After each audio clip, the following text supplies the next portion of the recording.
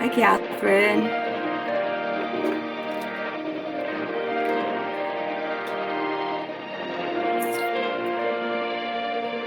How are you, Catherine? Okay, Catherine, I can't hear you. I can't hear you right now. Can you hear me now?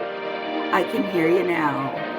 Okay, so All we'll right. get started for today.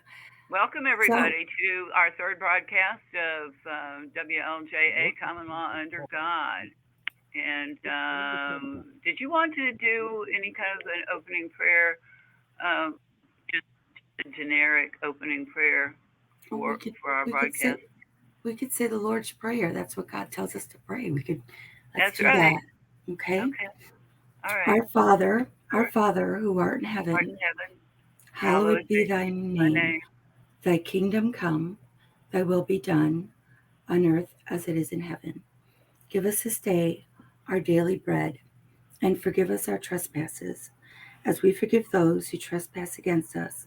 And lead us not into temptation, but deliver us from evil. For thine is the kingdom, and the power, and the glory, forever and ever. Amen. Amen. Okay. As you all know, we do a common law broadcast, and common law is based on God's rule that you can find this in Matthew, but it's all over the Old Testament as well as the New. That we do unto others as we would have them do unto us. So that's where our authority comes from. That and Genesis 1:26 that God instructed us to take dominion over His creation, and we have not. We have fallen down on the job severely over the centuries, and we have delegated the duty of being stewards of this planet by handing it over to people who do not deserve it. And the chickens are certainly coming home to roost now, but it's not too late, and we can accept the gift, and we can administer, what we're supposed to administer. Correct. So um, Um, we're going to talk about human trafficking, or according to God's law, that would be kidnapping. And common law recognizes kidnapping. Their statutes pervert the definition. Um, they're similar, but their statutes about kidnapping are different. And we're all seeing what happens when they commit acts of kidnapping. They have obscure definitions of like human trafficking, and it doesn't necessarily involve the sex trade. But anytime there's, even in their world, according to their United Nations law, there's human trafficking is defined in part to be anything that any act of through force, fraud, or deception of exploiting people for profit. And it usually involves the recruitment, transportation, transfer, harboring, or receipt of people through force, fraud, or deception. It's basically, the simple version, the common law version, is to take people against their will. And it's been interesting to see how they pervert this in practice. While they practice kidnapping, and then when we try and rescue our loved ones, they try and accuse us of kidnapping when in fact they're the original kidnappers or the rescuers. So we aim to use common law to correct that situation so that people can rescue their loved ones from human trafficking. we have, Catherine, we have quite a few people in the studio, Yes. and we're going to get a few of you on, definitely. And we're getting notices that there's other people trying to get into the studio, and at the present time we can only let 10 people at a time into the studio to be a guest or ask a question or comment or, you know, here. But they, also, anyone else can also watch live on our YouTube channel, which is also WLJA Common Law Under God, under the live stream section. And then, as you know, if anybody finishes as a guest and they're off, and then we could get more people on. But it's nice to know that we have more people today supporting us and want to discuss what's going on here. Do you want to? Yeah. Now, people who cannot get on live, they can still post a question or something on the live stream, or no? Yes, on the YouTube. On the right part of the screen. No, they would be doing that on the YouTube page. They could post comments. Okay. They can't do that until it's all right. I see. Yeah. Okay. All right. Does anybody want to ask questions at this point? Did you want to bring Barbara on first? Yeah, I saw her earlier, and where'd she go? I'll let. Hi, Barbara. How are you? Hi. Catherine, I'll let you introduce Barbara. Okay. Barbara is a former attorney, also from Florida now, but I think you were an attorney in other states. Is that right? New York and Florida. New York and Florida. Okay. And has been an Americans with Disabilities Act advocate and a strong advocate for for the elderly who are abducted and then trafficked through predatory probate proceedings.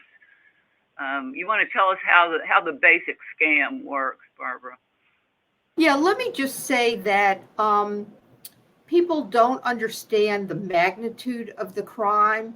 And so I've headed up a group of about 300 victims of the child trafficking courts and the guardian genocide courts is what I call them. And even the victims themselves, it's a quagmire, because when they first get into the racket, they don't understand the diabolical nature of it or that it's intentional and systemic. So they go from one corporate agency to another seeking relief from the crimes of the fellow corporate agencies. And they don't recognize until they're really very far along the process that there is no remedy by the government, which is a corporate government. And we can talk about that later because there's so many facets of this crime. So what we've done is try different routes as a group to get remedy, because the only thing that happens when you go into these so-called courts alone is more crimes and ongoing criminal enterprise and retaliation. So when I originally started the group, the intention was that we were going to go to the corporate agency, which we now know is a corporate protection racket or protection arm, called the International Criminal Court, because they use all of the right words, they define the crimes appropriately. So it's beyond kidnapping, it's beyond human trafficking, it's called atrocity crimes, it's crimes against humanity. So there's four of the most severe crimes that the International Criminal Court purports to address, which are genocide, which is what happens in the guardian racket, but they call their crime of genocide, they call it guardianship. Crimes against humanity, which includes trafficking, human trafficking, and you read the definition perfectly, Catherine, from the UN Office of Crimes and Drugs, which defines human trafficking as fraud and the forcible taking of someone by fraud. So it doesn't have to be sex trafficking. That's what child trafficking is. That's what the family court, they call it the family court, is all about. And then there's crimes of aggression and there's war crimes. And so what's happening is falling within all of those parameters, even though the International Criminal Court and the United Nations pretend like war crimes are like active military crimes against nations. That's not true at all. These are crimes by the government against their population. They're far worse. They're also a crime of perfidy under the Geneva Convention because it's a false flag that the United States represents, that it's a protector when it's a perpetrator. So I don't want to get too deep into all of the terms, but for the fact that people have to recognize that these are the worst possible crimes. Parental alienation, which people whine about and complain about and rant about on Facebook all the time, it's kind of their term that they like you to use, parental alienation, as if they have the right to drag you into their courts. And then, if they alienate you as parents, they use the term parental alienation. No, no, no, and no. These are crimes against humanity. So you've got to start using the terms correctly. And so the victims themselves are part of the problem because they don't recognize it and they don't understand that there's no remedy through these government agencies because it's deliberate and systemic. So to finish the story about what happened in the international court, I painstakingly put together affidavits of, at that time we had about 300 people, not 300, I'm sorry, we had about 200 people in the group. So we put together their affidavits, we followed the terminology that they used, and we hand delivered it. By that, I mean we sent it directly to each of the 18 judges in the International Criminal Court in The Hague with instructions that they were not to give the documents to the prosecutor because the prosecutor was the protector. And so now we're giving them formal official notice of all of the 4 atrocity crimes by the government against its population and the world population. And we had documented proof that many of the people in our group, actually there was between 20 and 25% of the people in our group were what they call dual citizens. So some of them, were qualified to file the document with the International Criminal Court because it takes the asinine position that they can't adjudicate crimes against humanity by a country that hasn't agreed to be responsible for crimes against humanity when the United States is the host agent. So, once you start cutting through all of their trickery and deception, you really start to understand what's going on. So the instructions were, this does not go to the state prosecutor. You 18 judges, now you have in your hand, because we've personally delivered a package of 300 papers to you, documenting with evidence, with affidavit, all of the 4 atrocity crimes. Now, these are your instructions. We're giving you instructions. You need to give us remedy. You need to hold them criminally accountable. You need to give us restitution. You need to rescue our family members. You need to give us protection. And that was basically the four things that we had instructed them to do. So the document sat at the International Criminal Court for probably 6 or 7 months. And I'm not really sure what precipitated a response. I know there was a triggering mechanism, but I don't recall exactly what it was. But we got a 1-page letter after the 5 or 6 or 7 months that they sat on it from the prosecutor, the very person that we said does not have jurisdiction, does not have authority, should not be given to him, with his template letter saying, we regret to let you know, or as you may be aware, we don't have jurisdiction because the United States is not a signatory to the International Criminal Court. So, in the course of the filing, we had said to them, we know the U.S. is not a party. And so if you're going to take that position, you might as well invalidate all of the orders that you entered against the Nazis because they didn't agree to be responsible for their crimes. So long story short, by getting that letter, and we did turn around and we filed criminal complaints against the prosecutor and the parties on the prosecution team, and that's been sitting there for maybe a year.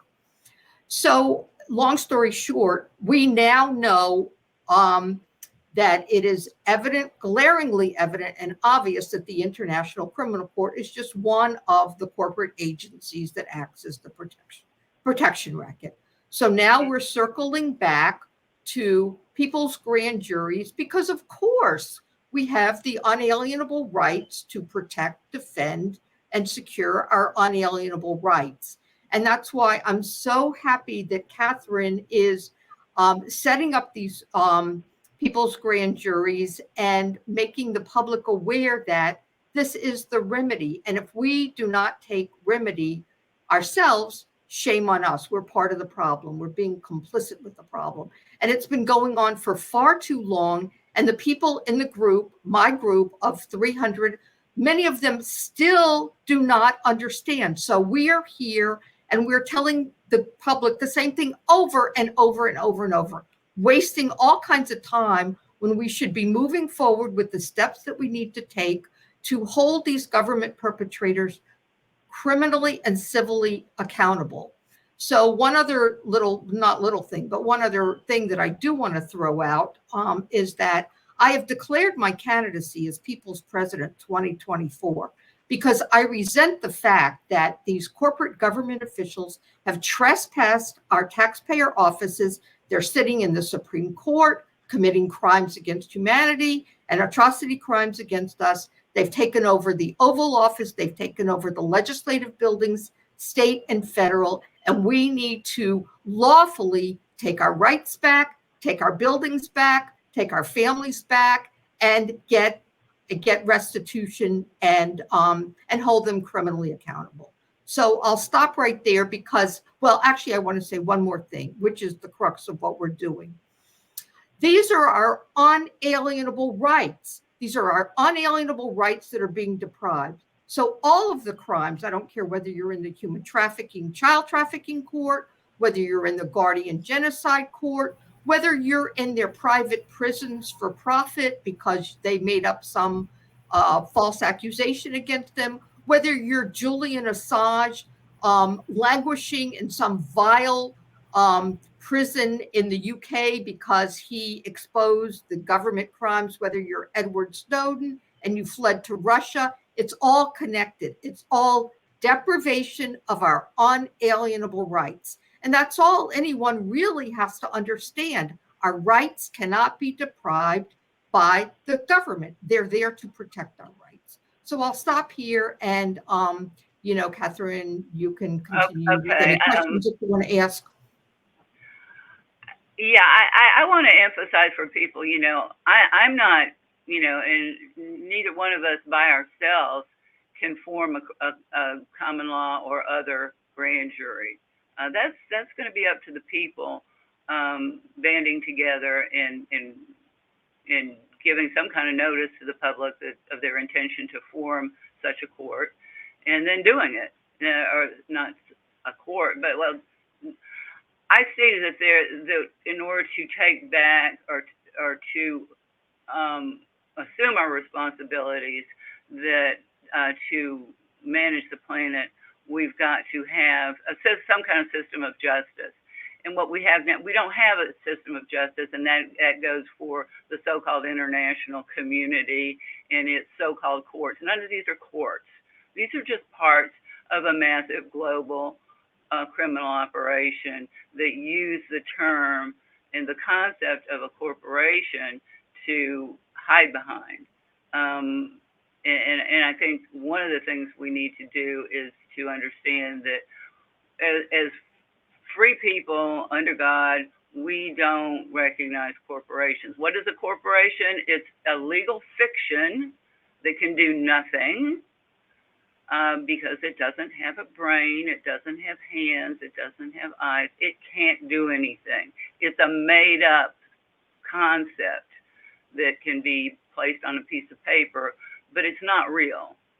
But they've somehow brainwashed us to believe that it is real and that somehow it has powers over us, but it doesn't. Except, if we just agree, if we get terrorized into agreeing, but the people who run these corporations, they do have some, they certainly have a lot of guns at their disposal. Let's put it that way. And, but we have to take back our system of justice. We have to have common law courts, which they admit we are entitled to do. That's Chisholm versus Georgia, 1793. One of their so-called U.S. Supreme Court decisions in which they admit that nobody had that only the people are the source of all law. These corporations or the people working for these corporations aren't even really our public servants. They are agents of corporations that got some kind of outsourced contract to act as if they were parts of the government. Congress is a series of about 6 or 7 private for-profit corporations, for example. So are all the state legislatures. So what do they enact? They're enacting corporate bylaws. They're not enacting law. Why do we call them lawmakers? They don't enact any laws. The law is already there, and it's been handed down to us by God. And, exactly. And Catherine, for those of you who are unaware of who you are, you were a practicing attorney for the state of Ohio for a total of 40 years. 40 years you were in that system, and I think you know it pretty well before you publicly resigned in 2019 and exposed these courts and what's going on for what it truly is. And 40 years is a long time, I think, right, to go through this and finally realize what finally brought you to the point where the light bulb went off and you're like, I've been doing this for 40 years. I cannot do it anymore.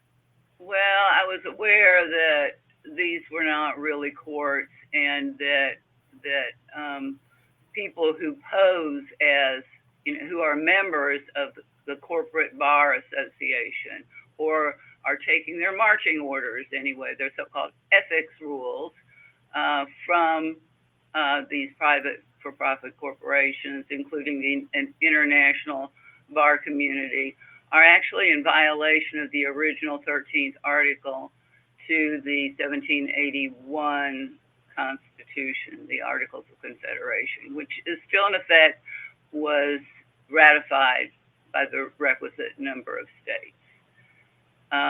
It's probably got a lot more legitimacy than subsequent versions of the Constitution do. And in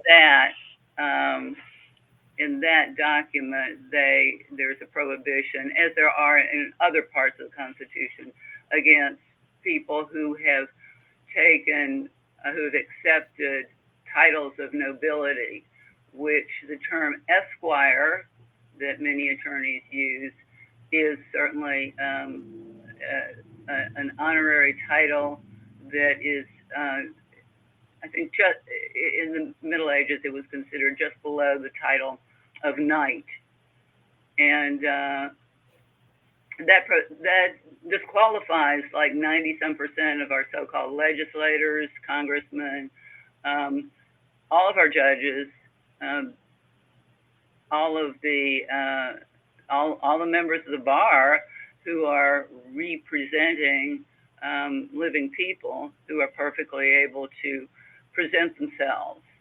And also we have unlawfully monopolized. Exactly. They have monopolized unlawfully the courts here as well. I don't know if there's anything, biblically about monopolies, but there certainly is in the private codes and statutes of the corporate United States in terms of the Clayton and Sherman Antitrust Acts, and the monopolization of the so-called, legal community, the bar associations, was brought out in a matter of Goldfarb versus Virginia State Board of Bar Examiners or something like that. Anyway, if you remember Goldfarb in Virginia, you can pull up the case. So as bad as a corporation is, and as bad as it is for its agents to use it to shield themselves, or they think they're shielding themselves from liability, it's worse when they become monopolies. because Mm. then it's like not only because in a corporation you can harm other people and you don't have to pay for it. That's the purpose of a corporation, limited liability. So is that the proper thing for a proper form of business organization for an entity that says is promoting justice? I don't think so. I don't think it's lawful for anyone, any man or woman, to go into business. I don't see how it could be. Go into business under a corporate name and a corporate fiction that doesn't really exist, and then the corporation manufactures products that harm people. But hey, I'm not responsible. I'm just the CEO. Right, right. No, no, no, no, no, no, no, no, no. The corporation has to pay for that harm, unless they Can I have just something. jump in? I Yeah. just want to jump in and make a comment along the lines that you just discussed, because, once you get the fraud and once you get the fiction that they're perpetrating, it becomes so easy. The news becomes so easy to see right through. So I Mm-hmm. get Google alerts all day and all night. So I got a Oh, please Google don't alert. use Google. Google is evil. Well, it's nice to see the lies and the misrepresentations and to understand. I know Google's kind of a funny thing because, I use Google, I use Bing, I use different ones to compare what you get when you're looking up information. And so you put in the words to Google and it gives you the reverse of what you're looking for. It's so apparent. But in any event, so I get a notice that in Florida, which is rolling out all of these laws, we've got to find a Statutes. better word, Catherine. We've talked about Corporate acts. policies. That's all How they about are. acts? Something actions, corporate policy, right? Corporate Corporate statutes. policy. Barbara, Okay, so real quick again. And are you still a practicing attorney? okay, so my situation is that I practiced law for 25 years. I had a certificate in Florida and in New York. I never set foot in court. I was just a real estate attorney. So I didn't know that there was a crime syndicate going on until my mother was captured in the Guardian genocide racket. I lived up in New York at the time. I'm from Florida. I lived in New York. I was practicing with very prominent firm in New York. And so I myself had sought to put my mother into the guardianship.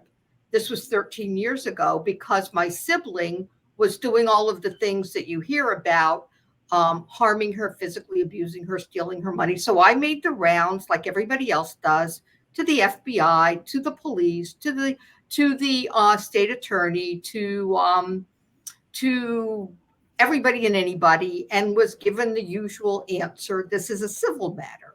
Well, we're not fools. Listen, Mr. Police Officer, Mr. State Attorney, Mr. FBI agent. Mm-hmm. Yeah. Here's proof of theft, physical abuse, all of the list of crimes that they perpetrate. And I have all of this in writing. I have forged felonious documents. I have bank crimes. accounts. I said, I'm not a fool. This is not a civil matter. You are not doing your job. And so, then I would go down that route and try to file criminal claims against them. But we know how that ends up when you go there Actually, alone. it's not their job.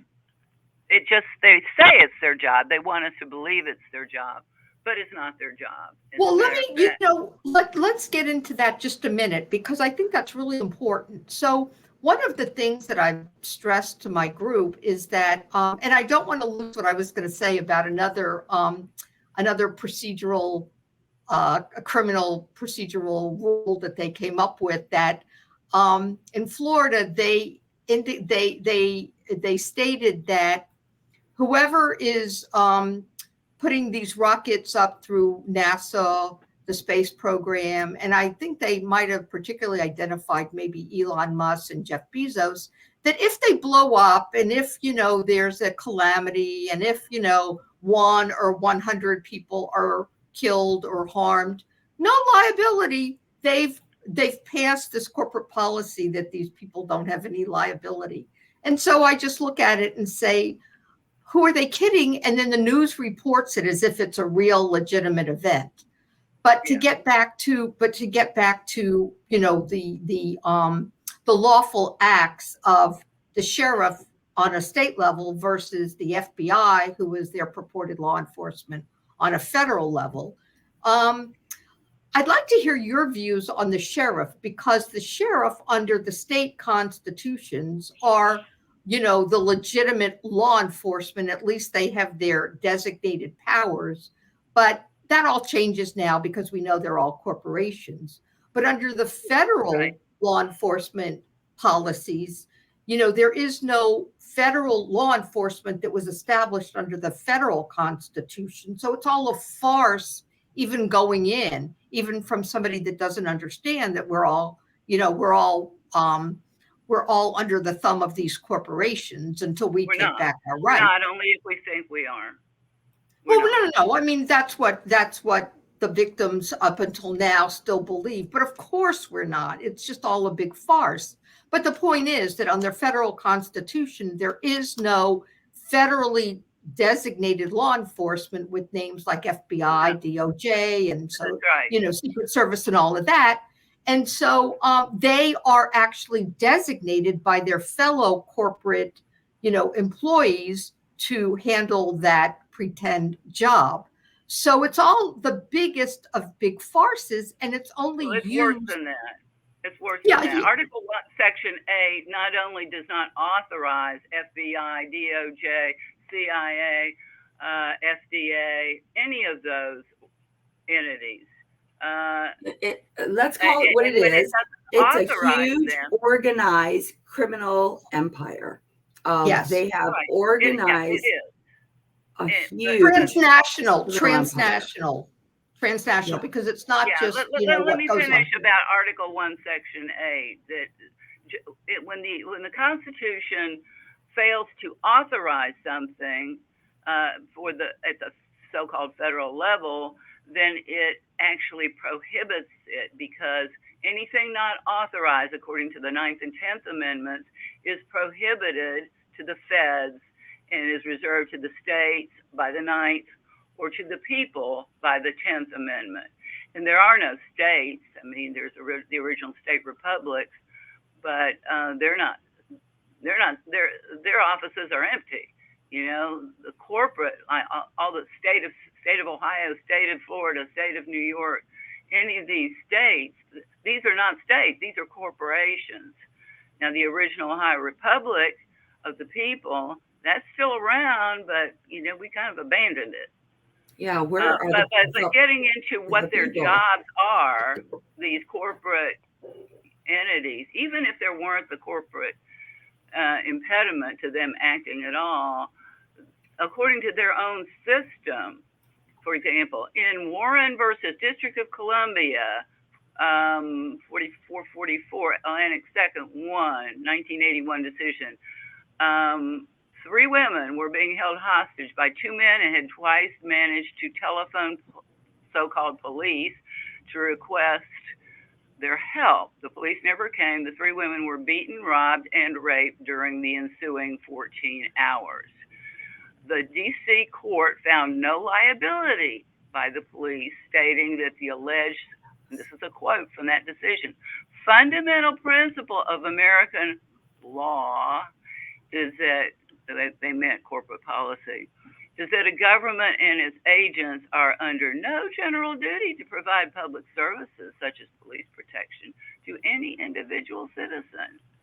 Now, in case you think that's a fluke, agents of the United States Supreme Court have similarly admitted that agents of so-called child protective service corporations also have no duty to try and prevent even the foreseeable murders of children. That's DeShaney versus Winnebago County Department of Social Services. And what state was that decision? That was from the United States Supreme Court. It came out of Wisconsin originally, but it went up to the U.S. Supreme Court. And what was the name of the case again? DeShaney, capital D, little e, capital SHANEY versus Winnebago. County Department of Social Services. It's 489 US 189. So, even in their sick system, their corporate system, they're under no obligation to do anything to help you. The whole concept of police power, the whole concept of parents patriae, this so-called judge-made law, and that isn't law at all. It's just another device. It's another scam. They don't have that authority, and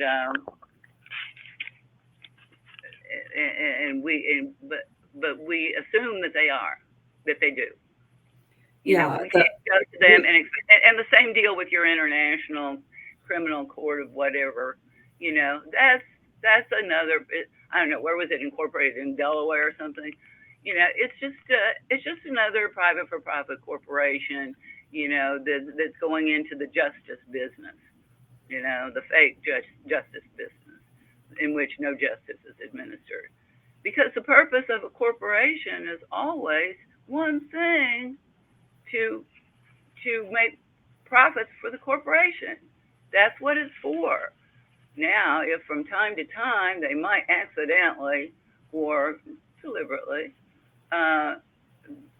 make a decision, if someone's foolish enough to allow them to be the deciders, then that helps someone, that doesn't mean that decision is generally only going to happen if somebody benefits financially from it, or politically, which can indirectly lead to financial benefit. That's all it's about. It's a big international criminal conglomerate that does business just as a corporation. I mean, that's all it is. Now, and everybody's kind of worried about, well, what about all the liabilities of the Faucis and the, and the big pharma people? They've been given, immunity for their crimes. Well, the corporations may have, because one corporation can give any other corporation whatever it wants, and they invest in each other too. So it's all blurred, there's no separation. It's not like government and then private enterprise. No, it's all private. It's, but the people who run big pharma and they kill people, they are liable. You betcha they're liable, and there is no power on earth that can make them not liable. No matter how many statutes they enact, they cannot get them off the hook. And whatever is happening to us, the chemtrails in the sky, some man or woman is doing that or ordering that done. And we can bring that man or woman into a true grand jury of the people and stop it. We can issue true bills. Now, we have to have an infrastructure for such an operation to happen. We need the people. We got people, don't we? We got people who want this to stop if they could understand that this isn't just another scam. This common law has been around in one form or another and practiced by human beings for at least 900 years, going back to Magna Carta in 1215, which was really kind of created the first grand jury, although I think there were preliminary versions of it before that. Going back to the time of Moses, they had common law courts to administer justice, and they were administering the justice of God, which is what all true law is based on. Exactly. Catherine, regarding the law, and we spoke yesterday about Frederick Bastiat. Mm-hmm. Right? Do you mind if I just show the public and read just like the first paragraph of what he said? Is that okay? Hey, who was he? He was a Belgian, wasn't he? He, Belgian philosopher. I believe he was French, right? Okay. Yeah.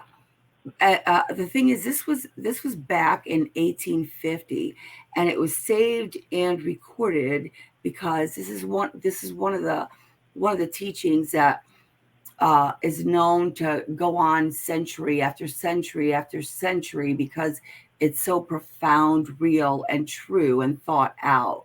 And so if you don't mind, Hmm. I just want to read like the first paragraph of what he wrote here. Hold on just one second. Let me pull it up. Okay, so can you see that? Can you Yeah. see it? Okay, the I'm not law. sure about reading it, but yeah. Okay, I'll read it. The first part of it. It says the law. Now this was back in 1850. Okay, the Hmm. law perverted and the police powers of this, listen carefully. In 1850 this was written. The law perverted and the police powers of the state perverted along with it. The law, I say, not only turned from its proper purpose, but made to follow an entirely contrary purpose. The law became the weapon of every kind of greed. Instead Hmm. of checking crime, the law itself, guilty of the evils it is supposed to punish. If this is true, it is a serious fact and moral duty to requires me and now us to call the attention of my fellow citizens to it. Life is a gift from God. We hold from God the gift which includes all others. The gift is life, physical, intellectual, and moral life. But life cannot maintain itself alone. The creator of life has entrusted who? Us, us with the Hmm. responsibility of preserving, developing, and perfecting it. In order that we may accomplish this, He has provided us with a collection of marvelous faculties, and He's put us in the midst of a variety of natural resources. By the application of our faculties to these natural resources, we convert them into products and use them. This process is necessary in order that life may run its appointed course. Life, faculties, production, in other words, individuality, liberty, property, this is man. And in spite of the cunning of artful political leaders, these three gifts from God precede all human legislation and are superior to it. Life, liberty, and property do not exist because men have made laws. On the contrary, it was the fact that life, liberty, and property existed beforehand that caused men to make laws in the first place. Of course, yeah, I don't like that he attributes any ability of, you know, well, okay, people can make law, people can interpret law, people, earthly law. That's true, but what he's also talking about, the perversion of law, weaponizing law, and then it's really no longer law. Of course, it's just a crime. It is a huge crime. Uh-huh. What back then he called weaponization of law. It is a In case huge, and people think we're it's happening today in such a great manner. It seems uncontrollable, but we can do this.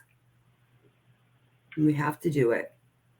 I wanted to, in case anybody thinks that we're just, theorizing something that, and that, you know, that the enemy is not really the enemy and that there really is not a plan to harm us, I would refer you to a writing from Edward Mandell House, who was a Karl Rove type kingmaker of his day, good buddy to Woodrow Wilson, and founder of the Council on Foreign Relations. And he was he was probably part of the Jekyll Island gang of banksters that were determined to further corporatize America. And this was before birth certificates were in common use, before a lot of things. And what he told Wilson, this was a letter to Wilson, a private letter. Very soon, every American will be required to register their biological property in a national system designed to keep track of the people and that will operate under the ancient system of pledging. By such methodology, we can compel people to submit to our agenda, which will affect our security as a chargeback for our fiat paper currency. Every American will be forced to register or suffer not being able to work and earn a living. They will be our chattel, and we will hold the security interest over them forever by operation of the law merchant and under the scheme of secured transactions. Americans by Go ahead. Go ahead. I'm sorry. Americans by unknowingly or unwittingly delivering, so they knew they were deceiving people, by delivering the bills of lading to us, that's what he was calling the birth certificates, will be rendered bankrupt and insolvent, forever to remain economic slaves through taxation secured by their pledges. They will be stripped of their rights and given a commercial value designed to make us a profit, and they will be none the wiser, for not one man in a million could ever figure our plans. And if by accident one or two would figure it out, we have in our arsenal plausible deniability. Wow. And what year was this, Catherine? This was probably around 1910. Yeah. And he also helped pick the charter members of the original Federal Reserve Board. He's a very powerful guy. And Woodrow Wilson basically didn't even go to the bathroom without Mandel House's permission. These corporate guys were really busy. Very busy. Yeah. Oh yeah. Right. And so that's what what they're going to do, and then they do it. Yes, they do, and it's right in your face. And so that's what I just don't understand, why we keep saying the same thing, the truth. We speak this truth to a candid world, as was stated in the Declaration of Independence, that cited probably 20 or more intolerable acts of the king, which we're experiencing right now, but 100 times over.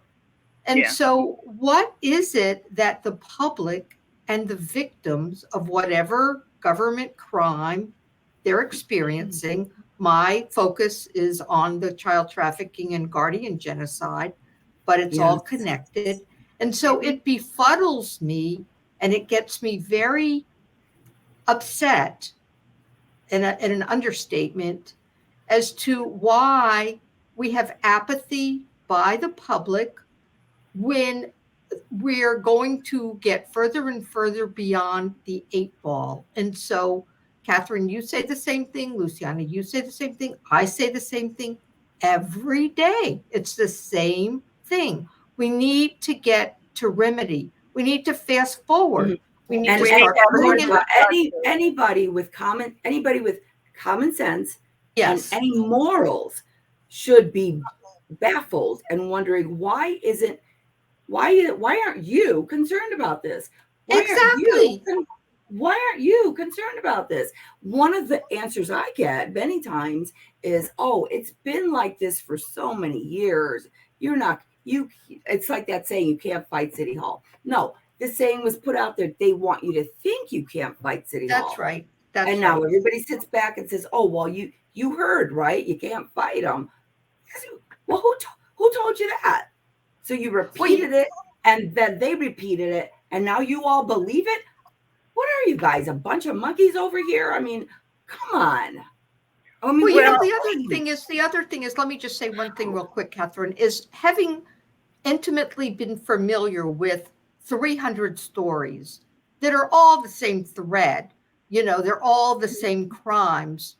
Mhm. I am outraged that this could possibly happen. This crime against anyone is a crime against everyone. And it's not isolated like they want the victims to believe. And so now the victims know they're in communication constantly. They're constantly chatting on Facebook or LinkedIn or whatever. They get it. They know it, but they still haven't woken up. They're still paralyzed. It's infuriating. And so They're we, afraid. They're maybe, afraid. well, I don't know whether it's fear Yeah, or yeah, yeah. whether it's apathy or whether it's laziness or whether, it's a That's true. combination of things, Mm. so but we have got to move this forward. And just an answer to, or just a comment, Luciana, for what you said about it's been this way forever. That's what they There was a say. philosopher, and I keep saying I have to go back and find the exact language, but it basically was along the lines that, the easy process, you can remedy quickly. The difficult takes a little bit longer, and the impossible takes a little bit longer. Do you understand? So even if people consider this impossible, it just might take a little bit longer to get to the remedy and to get to the end. But it's going to take longer the longer the people do whatever it is that they're doing. And I always use the term trade recipes on Facebook. When their kids are being raped and trafficked and kidnapped and extorted, and their assets are being plundered and they're threatened with jail, how is this possible that they're paralyzed? I just don't get it. I find it infuriating. So I Yeah, just keep saying, tick tock, time's running, wake up. And so yeah, maybe this is a good time. And Catherine, you do it along the process that you want. But I would love to just jump in, and people have to accept the fact that Catherine is a resigned attorney from the bar after 40 years. I practiced for 25 years in real estate until my mother was captured in the racket. And now I have a group of 300 people. We're credentialed, we're vetted, we're qualified, we're experts. Luciana is a victim herself. My law license was stripped from me after I had retired from the practice of law because it became a full-time job for me to fight the criminals in my mother's case. So I sent overnight letters to all of the corporate judicial officials sitting on the Florida Supreme Court demanding the arrest of 25 judges. And that was just the beginning of the cartel in my case, in my mother's case. And all hell rained loose on me. I mean, so that opened up the doors to all kinds of retaliation. They took my law license. After I was a retired You didn't attorney, need they it had to no begin with. jurisdiction. You What never is that? needed it. You yeah, never No, needed of it. course not. No. But I'm just pointing out the fact that here we are. We're doing everything possible for the victims, for the public. We can't get your rights back without your participation. And this is what we do definitely. all day long. We're not looking for money like the Right. government officers of the court who take your money and then work Exactly. behind your And back and to steal your and rights. I want to take note of that, and I want everyone listening to know that. And it almost brings me to tears because I want to repeat what you said. Catherine Hine is not a 40-year veteran of the Bar Association, resigned because of what she found out that we're trying to explain to you. She's helping so many. She's like, please call me, contact me. I want to help you. Catherine Hine has never asked for a dime from anyone. She spends tireless hours. I think this morning I woke up to an email from her that she was just going to bed. I think it was 6:50 in the morning, 7 o'clock, writing notices, trying to help someone who is suffering at the hands of these criminals who call themselves authorities over us. Okay, Barbara Stone, I don't see you asking money. I see you here saying, please, learn from what I have learned. Go here, go there. Let me teach you something. You're not sitting here saying, all right, here's my website, but you got to charge, but I charge $50 or I charge this for you to join so that I can give you this information. These are two attorneys that have been in the thick of what we are talking about, this criminal empire of these bogus courts in the bar, and they are now out of it. They have also had family members who are victims, just like I am a victim as well. Many of us are, and so many afraid to speak. They're not asking for money. They are asking you to listen, let them help you, please. And let's join together and help other people, because like I love your saying, Barbara, tick tock, tick tock. TikTok. Right. It's not getting any better. It's just getting worse. No, Real it's not fast. going to get better. It's getting Catherine, do you worse want to fast. go through the process a little bit about Roger, or did you want to kind of hit on or go Sure. through the I can hit the steps? high spots because what Roger Hilligus is a man who's been abducted, been kidnapped, and Let me just brief the intro. Roger's part of my 300 victim group, and Can you so give I his reached full, out his to full Catherine. name? His full Roger name again. Hilligus. Roger Hilligus, and Roger's mother is Susan Hilligus. And so Susan Hilligus was kidnapped and captured in the Guardian genocide racket.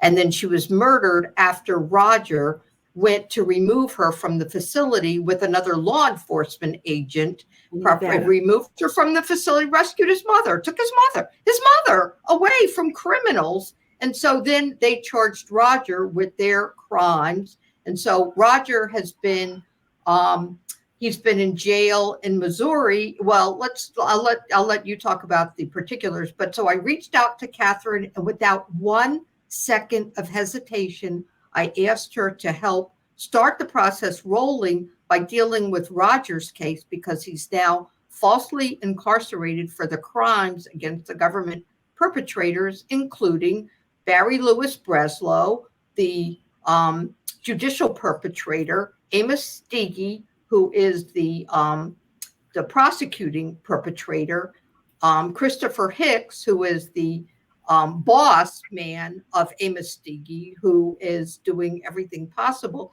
to silence Roger, to abuse him, to torture him, to terrorize him, to make sure that they cover up his crimes. So without hesitation, when I reached out to Catherine to please help, let's get this grand jury process started with Roger, boom, we were up and running. And so now Catherine has been working 24/7 to get notices to the perpetrators of their crimes. And so this is where we're going to, start the process with Roger. So go ahead. Yeah. Okay. Well, one of the things that we do, and I think if people understand that they can dispel their fear by gaining more knowledge. Knowledge has a way of dispelling fear. It gives you confidence, so you know that whoever, fear no man, fear God, but fear no man, because they don't have the authority that we've been handing over to them. And here's a couple of specific reasons that they have already admitted to. I love to use the enemy's own words against them, and they can't seem to stop talking. They never stop talking. They never seem to stop admitting their crimes. And one of the big things is, of course, their records. The records you can look up yourself on Dun and Bradstreet for any entity you think is really a court. You'll find out what they really are. So as a court, they've admitted, as a corporation, they've admitted that they don't have any authority to do anything in their own case law. But the problem is you can approach them with, okay, you don't have any subject matter jurisdiction, you have no authority, but you can. There was a time that would work, but we've gotten too far down this path. And that's not working anymore. They just do whatever they want in their private for-profit corporate structures.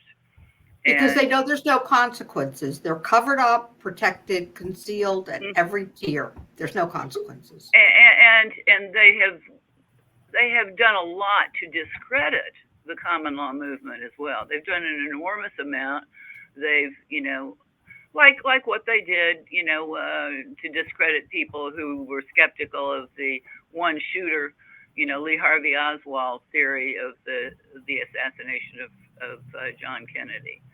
So they uh,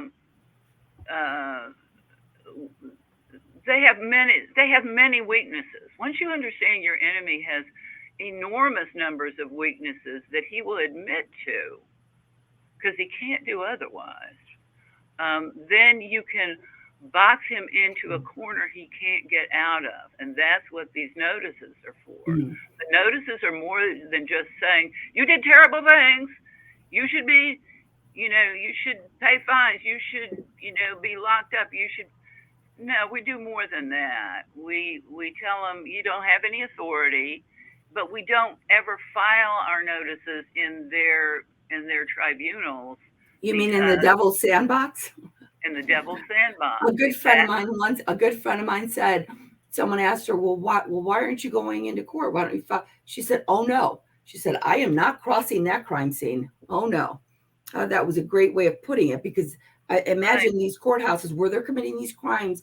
And I'm telling you, that's the way you need to envision it. A building with that crime scene taped around it. Right. That's what, do you want to cross that crime scene? I can only imagine what's going to happen then, we know. Yeah. Now, and we, at one point when we're strong enough, I believe that we, the people, need to send notices of ejectment to the men and women who are operating the public courthouses in the name of corporate greed. And here's the thing. When we do send the notices, who will eject them? With their big guns and power of their, the police. Well, the they have to resist us. They, the most psychopathic. I think we need to wake up the police. I mean, their own police mafia. I mean, I know there are some good police officers out there, even though it's a corporation. There's a few, Catherine. There's a few. No, Luciana. The reality is that if they were, but they do what they're told. Then you've just negated your statement, because they can't be good police officers and follow Nazi orders. And so I always say, and violate their oath of office. Right. All of these people need to go to work for McDonald's, another corporation, but at least earn an honest paycheck. Don't follow Nazi orders. So none of them are good, because they're all going with the program to deprive us of our rights. They're not doing their job. Before they took their oath of office, they should have thought to themselves, this is the oath that I'm taking.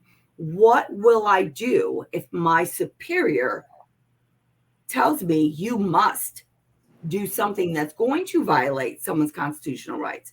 Will I obey someone's unalienable rights? Unalienable rights. Will I go ahead and violate their rights, or am I going to stay true to my oath of office? I'm going to tell you, 100% of them are going to do what they're told by their boss. Right. I saw one or two during COVID that refused to obey a boss's order and arrest someone who wouldn't wear a mask, and went on Facebook and told the public, I was just let go from my job because I refused to listen to my boss and arrest somebody who they wanted me to throw someone out of a building or something for not wearing a mask. But as I explained, I can't do that because that's not a law. It's a it's a temporary mandate or whatever. It's not, they have rights. Policy. Yeah. And they fired me for doing so. But by coming forward in the public and social media and exposing, I was an officer, I didn't do what I was told, I did the right thing, they had so much support by the public and people who were like, actually did the right thing. Right, but support is one thing. Support is one thing. But getting to remedy, the true end goal is a whole nother thing. And that's where we have to go. We don't want to be like the fans, supporting, then we're no different than our trading recipe victims on Facebook. Exactly. This is so serious. This is so serious. This is so important. This is so critical. And so we have to roll this out, and we have to do it quickly, and we have to do a We the People united front and get this done. And so I sent this out. I sent this notice out to the 300 people in my group. I'm not sure how many people are here, but they're all going, those who aren't here are going to hear from me about where they are, because we have got to get the public united and behind this. There is nothing more important. And so we are spending our time, our energy, our efforts all day, every day to get this done. We're not doing this for ourselves. We're doing it for the public. We're doing it for the victims. We're doing it for humanity. And it's got to be done, and it's got to be done quickly. We've had someone sitting here waiting to get on, and they have someone in their family who's suffering abuse, and they want to ask I think a question, and I'm going to go ahead and bring Kathleen on. I believe, if that's okay. I believe Kathleen's from Colorado. Hi, Kathleen. Hi, Kathleen. How are you? I'm fine. Can you hear me? Yes, we can. Yeah. Thank you. Thank you mother, for being. Yeah, my mother was she was murdered a year ago. Jesus. Kathleen is in my group. Yes, and you tried to call me, Kathleen. It seems like you weren't able to get in, so I'm glad you're able. Sorry, Kathleen. Yeah. I buried my mother last Tuesday at Fort Logan National Cemetery. She was a veteran of the United States Air Force and one of the first females of her generation to serve as a first lieutenant and also a registered nurse. And I went through all my money trying to save my mother's life. I went through. We all do. And I'm completely destitute. Mm-hmm. And my mother tried to escape, and she fought so hard for her life. And they abused and neglected my mother, and then they murdered her at Parker Adventist Hospital. And I am facing criminal charges right now. I have a class 3 felony. For what? Elder abuse and neglect. For their crimes. This is the program. But everybody's got to recognize the program. It's the same thing over and over and over again. And so while we're doing all of what we're trying to do to put these perpetrators in federal prison for life or the death sentence, as is required under 18 U.S.C. 241 and 240. We're not under 18 U.S.C. though. But they are. Yes. They are. And so under their corporate policy, this is their penalty. So while we're doing this to America and everybody that's listening, Kathleen is being terrorized and tortured, as are hundreds of millions of people. Aren't you outraged? Everybody's got to step up. So here Kathleen is telling us a horror story that I've experienced 100 times over. And it's absolutely god-awful. Now, what are we going to do? She can't fight that cartel herself. To go in there is suicide. And I also have additional charges against me through the private court of the Colorado Attorney General's office run by Phil Weiser. Is the human trafficking enterprise is $1 to $3 billion that runs up to Governor Jared Polis. 3 days before my mother died at Parker Adventist Hospital, I went to the state capitol. I had Barbara on the phone with me. I went into offices of state senators and representatives trying to save my mother's life, and no one would help me. We know how it works. Correct. I was Correct. the laughing stock. We all Yeah. have horror stories. I don't mean Same to cut here. you short, No. but you're into the problem. The deeper you dive into that problem, the more hopeless it is, and the more apathetic you seem. We all No, need to that's always right. learn. That's right. I now owe back taxes for all the money that the conservator used to defraud my parents' estate. That's both the IRS and the Colorado Department of Revenue. Well, see, the more you fight them, the more muscle they use against you, and the more Right. of their corporate agents they bring out to fight you. So here, this is part of the wake-up process. We don't engage with them. We don't embroil with them. We band together as united we the people, and we're trying to walk everybody through the process that needs to be done to cart them off to federal prison for life, and to get the forfeiture of their assets, and to set an example by the first one in, and that's what we're doing. That's what we're trying to convey. We're not here, let me just finish this thought. We have to stop playing defense. Exactly. We can't be big and bad and imposing all kinds of sentences when we're struggling to even live free and not be waiting for the next knock at the door.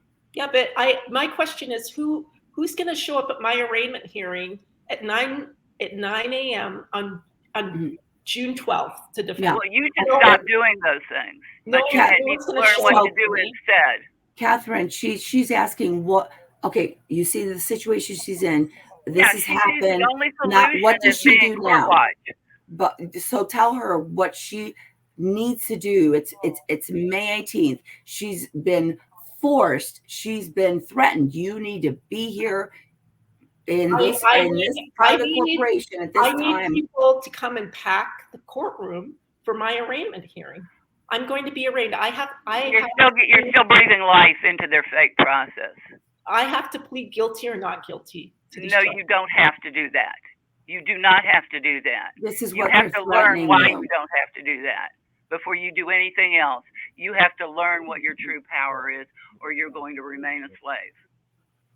So, Catherine, I think this is a good chance. This is a good chance because Kathleen is one of, at any given time in my group, we've got maybe 20 to 50 people that are in jail, threatened with jail, same situation. So maybe if we could just take a couple of minutes and kind of try to put everybody in a little bit of a better position, particularly the ones that are threatened with jail, because then all bets are off. Then we're kind of like at a place where we have to do something. So if you could just maybe walk Kathleen through some of the things that you've been talking to Roger about as well, because Roger's in jail, and there's many, like I said, anywhere between 5, 20 or more people in my group that have the same issue.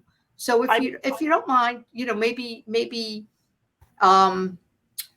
just put a couple of suggestions out there. I'm facing 3 years of prison in the Colorado Department of Corrections. I get it. You're stuck in the fear. You're stuck in their threats.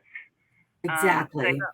That's where they got you where they want you. She's scared. She's scared right now. I get it. You have, and the only way I know of out of the fear is to learn that those who are terrorizing you don't have any authority, and they will admit they don't have any authority to do any of what they're doing. And you have to get that admitted in writing through the 3-notice process that we're doing now in Roger's case. He hasn't even initiated it yet. Roger is where he is to a great degree because he's been fighting in their system. If we fight in their system, then we will be subject to their statutes and codes and bylaws and whatever they pull up out of their butt, to stay as, the rules. Who made them, the deciders? They're not the deciders, and their own case law admits that the people are the deciders. Aren't they supposed to be public servants? So what does that make us? Aren't we their masters? It's like, we have a housekeeper who's raping our children, burning the house down, and we're wondering, well, she's telling us though that she's got a little court that she might give us some compensation, and her buddies are run the court. How does that work? No, that's not what we do. She's our servant. We treat her accordingly, and with respect to a degree, but we confront our our servants, or those posing as our servants anyway, with the facts. To set out the facts. This is what happened, then this happened, then this happened. The facts that you're pretty sure they are unable to rebut, and you invite them to rebut those facts in your notices. And you can see a lot of what we've done in the 3-notice process if you go to our common law court website that Luciana created for us, www.occr2021.com. Can someone send that to me by email, the link? I'll send it to you, Kathleen. Yeah, I'll send it to you. And also, Catherine, you don't have a problem if I share your notice that you sent to with regard to Roger. You don't have a problem if let's wait till Roger has a chance to look at it and make any corrections. Okay, I sent it to him, by the way. He has it now. Okay, good. Yeah, I mean, I think I got the facts straight. So. No, but I'm just talking about to use as a template for these kinds of same, crimes against the victims for the crimes of the perpetrators. You want to, tell what the facts are in a way that they will likely be unable to refute. And our experience after doing, I would say dozens, at least dozens and dozens of these notices, is that they never refute anything. We instruct them because we are the ones that are the source of all law. And also this notice is a common law offer of contract. And the offeror, probably remember that from law school, don't you, Barbara? The offeror in a contract is in charge of what goes into that contract. The offeree either can accept it or reject it, and they choose to accept it. And we tell them how they can do that. They can accept it by their silence. They can accept it by committing various acts, which they're probably likely to commit. So, and that's perfectly consistent with their Uniform Commercial Code. Acceptance by conduct or by silence creates a contract. And it's also an admission against interest. And we send these notices, and there are things that you confront them with as to why they don't have any authority that will make them realize that there's no point in trying to rebut anything we say, because we're using the words of their own corporate superiors writing their so-called case law. Mm-hmm. What are they going to do? Say the U.S. Supreme Court, their U.S. Supreme Court was wrong? Mm-hmm. They're not going to do that. And these are most of the time, these are attorneys, judges that are getting these notices. I mean, they've got huge law firms. I mean, how easy would it be for them to get their law firm together and write a short notice back, a response saying, look, you're crazy because according to this, this, and this, and this, what we did to you was lawful. So you're wrong. No, we need to find, okay, scroll down. Luciana's pulling up a petition that she did after she had completed the 3-notice process and after she got, after she filed it. Okay, so if you scroll down to the first notice, mm-hmm. which you attach to your petition as Exhibit A. Okay, there's Exhibit A. Okay, and then scroll down one more. Okay, there's your notice. Now here in this matter, you are going on the offense. And, but you're also pointing out that these other people who entered a judgment, um, so one of their so-called orders, uh, stealing your granddaughter. That that the court that did that, the so-called court, had no authority to do that. And so the people we're naming, is the woman that was acting as the head of Supreme Court of Ohio, a corporation. We give the Dun and Bradstreet numbers that it was operating under. Then we named the fake corporate judge that signed the various documents that purported to kidnap Luciana's granddaughter. Then there's other people who participated in it.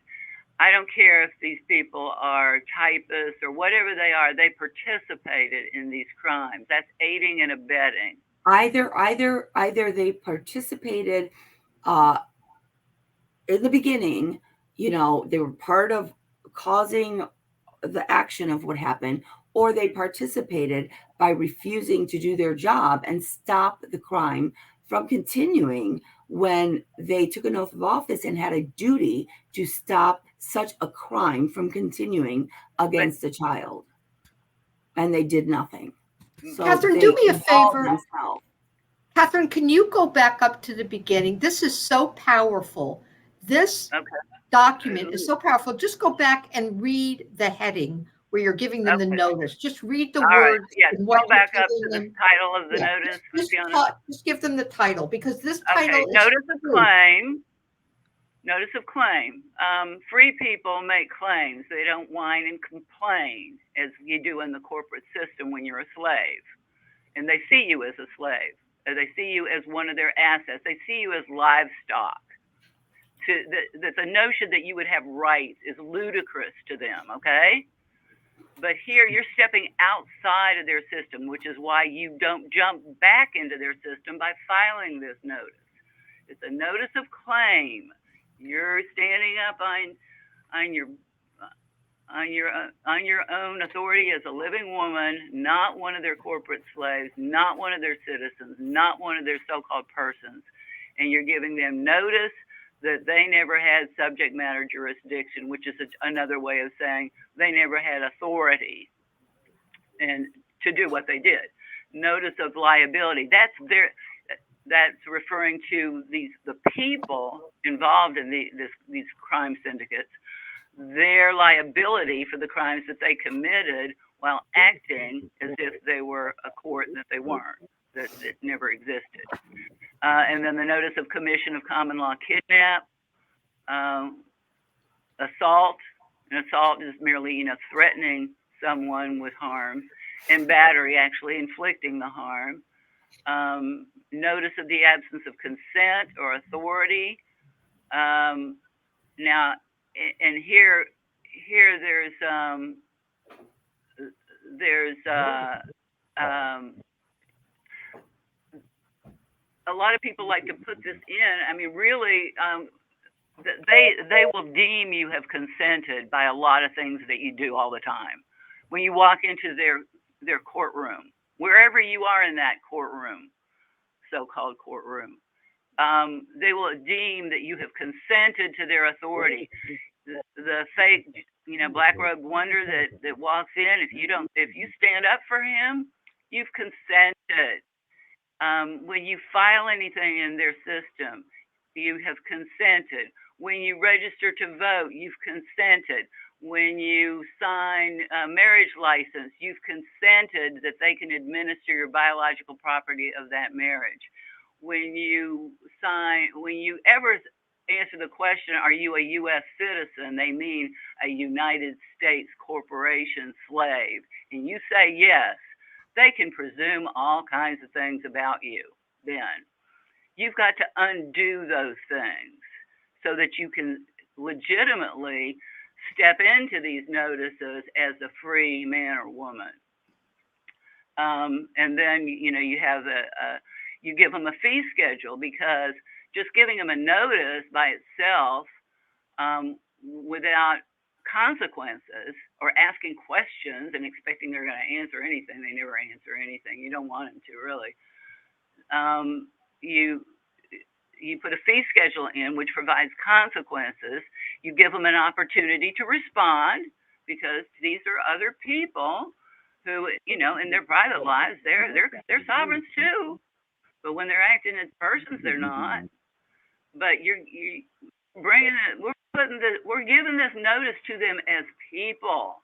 We're pulling them out of their role. Do you understand the difference? There's a role that they assume when they put on their black dresses or they do whatever they do. They are taking on a role, the role of a corporate person. You pull them out of that. This notice pulls them out of their role. And you got the sworn declaration, and what was the other thing at the end? Sometimes we'll put exhibits in. We put exhibits in less often now because Luciana had exhibits of documenting the abuse of her granddaughter, so she put those in. But a lot of times you don't really need those because you can use those later if they were to deny you caused physical injury to my daughter, my son, my grandmother, whoever. Whenever you just say it under oath, an affidavit stands as truth in commerce in their uniform commercial code, and if they don't rebut it with facts of their own, then they're done. Then they've admitted it, and that's explained to them in the notice, and that there are consequences if they just ignore it. And just in case they didn't get it the first time, you send a second notice and a third notice, which is the way that Jesus told us to resolve disputes with our fellow man. You give them all these opportunities, and if they still don't rebut everything, then they have done two things. They have agreed that they are liable, just as you said they are. They've agreed to the facts as you set them out to be. They can never again deny those facts, and that's in any tribunal of theirs as well, because common law jurisdiction is superior to anything that some corporation, cobbles together. And you have created a contract with them resolving all matters in controversy. They have accepted your offer of contract. It says right there in the notice, this is a contract offer too. And if you do these things, you're silent, you don't rebut the facts, line by line, point by point, then you are in contract with them. Now now you're probably going to say, well, they're going to just jump in with an attorney who's going to do this and going to do that. No. We got that covered too. It's in the notice. You didn't send the notice to the attorney. The attorney doesn't have any knowledge of any facts. Anything he thinks he knows is hearsay. So, but if that were to happen, we have provisions in the notice that they will that anybody who jumps in who's not a named respondent will have to pay a $50,000 joinder fee. That tends to keep people out who don't have any facts to add. And the people who do know the facts and they do know that what you're saying in your notice is true, they don't have anything to say about it because they know it's true. What are they going to do? Add to their crimes by signing a document under penalty of perjury? For whatever reason. I mean, they've committed lots of crimes already. You'd think, well, why not another one? But for some reason, they choose not to do that. So I have a question, Catherine. Mm-hmm. So what do I do? I have two attorneys representing me. When you have an attorney, there is a presumption that you are a child or incompetent. Do you want that presumption to operate against you? Probably not. And that's why when we do this, we don't recognize attorneys in common law, and we don't recognize corporations or any other legal fiction. We don't recognize the all capital name that they brought you into this nightmare with in the first place. Look at the envelope or whatever they handed you. The very first documents, they'll have a perversion of your name in all capitals. That's not you.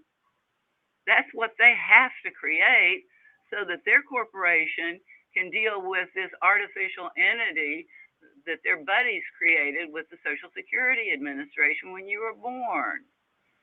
There's, my name on my birth certificate, their birth certificate they created for me, is Catherine Hine, born July 15th. They created the entity, the all capital entity, all capital Catherine Hine, July 18th, when they recorded my existence in their documents. That's not me. And when they serve me with when they serve the all capital name, I send those back to them. Now, if I've already accepted them because I didn't know any better, then I can still point out that even though they begin to spell after they've got you, after they've hooked you with the all capital name, they've gotten you to agree, yeah, I'm a legal fiction, all capital name. Once they've gotten you to do that, then it's more of an uphill struggle. Not struggle, but still you have to include something in your notice to rebut the presumption that, hey, you already agreed to act as if you were the all capital name, so you're standing in for the all capital name. You're a guarantor. You're a surety for the all capital name, and you will pay with your body if need be for the whatever they say that the all capital name did that harmed them. So you have to stop playing the game that they don't really believe any of this nonsense, but that's the theory that they're using. And a lot of people trying to decipher that theory, and I'm just giving you kind of the rundown of it. But you're not the person that they're claiming you are, and you got to stop acting as if you were when you file motions or file anything at all, even an objection to their lack of subject matter jurisdiction. You are playing in their sandbox. You are saying in any motion, you're the decider. I'm just begging. I'm just pleading. Free people plead only to their God. They don't plead to these scumbags. And Catherine, talk for just a minute about the delivery of the document so that people are a little clear as to the distinction between delivery, sending, and filing. And so how are these documents to be delivered and to whom? They're delivered to the people, and they can be delivered to agents for the people or principals for the people. Oftentimes, if the people that you're naming are judges, then the delivery of the notice and the claimant, the man or woman who has been harmed by these corporate goons, the claimant should not be doing anything except signing the notice. The claimant should not be revealing his or her address, should not be delivering anything. But the claimant needs two other people to help him or her. One, to deliver the documents, and delivery can be through U.S. Post Office, U.S. Postal Service, UPS. We tend to use U.S. Post Office less and less, except with certificates of mailing, because then we have the benefit of, well, there's a lot of reasons. Their mailbox rule says that when we deposit an item in the mail, it's presumed received. But we have served them.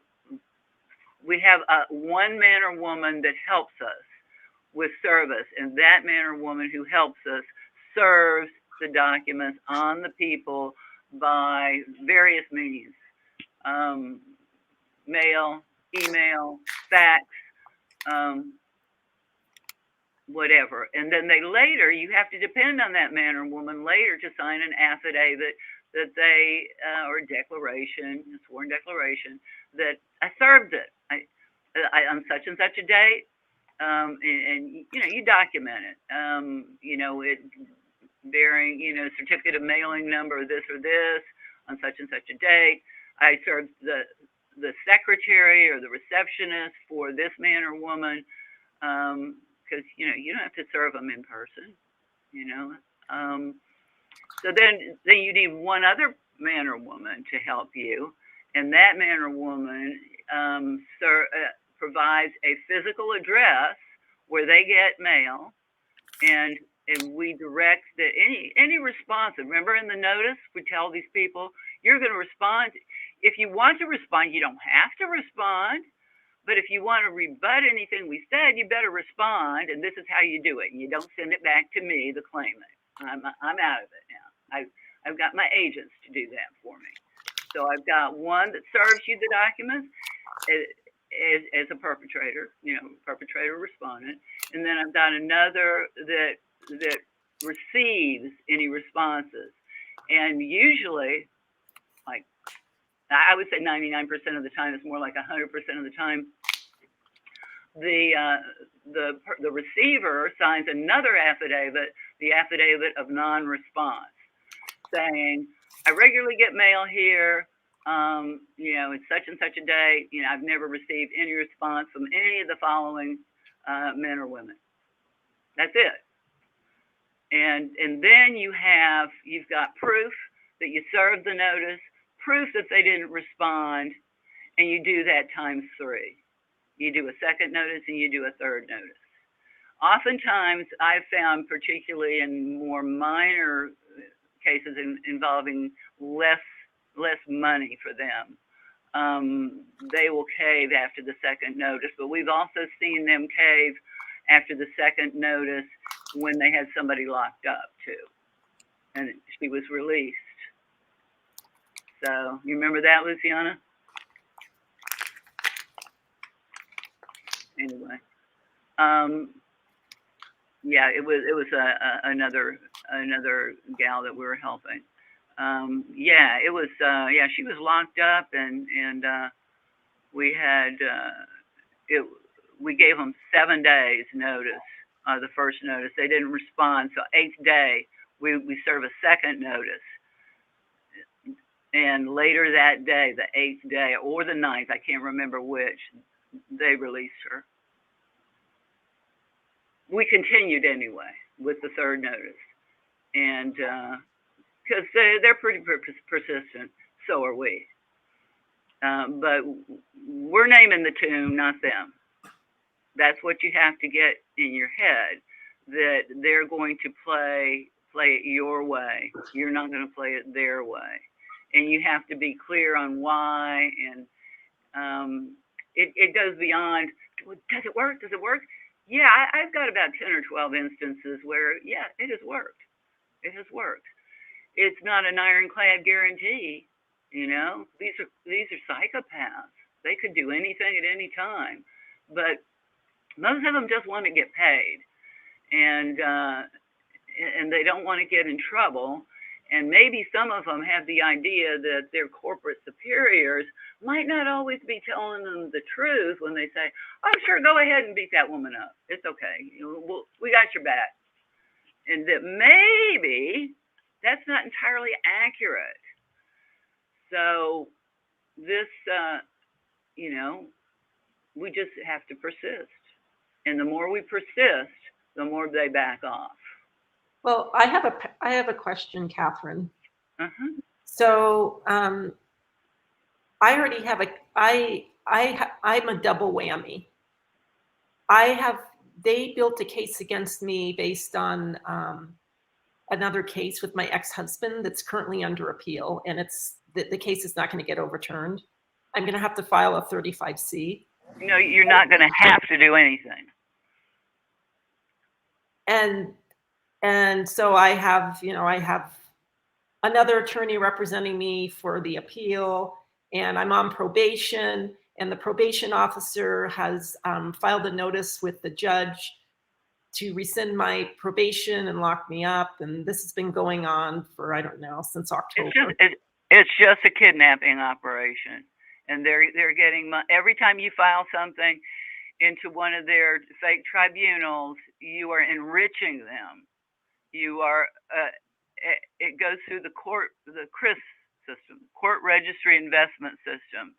Every month they gather up their data and they convey it to the clerk of the so-called federal district court in their area, and they make they send funds to them that, court fees and so forth, that end up in the Federal Reserve Bank and then out of the country.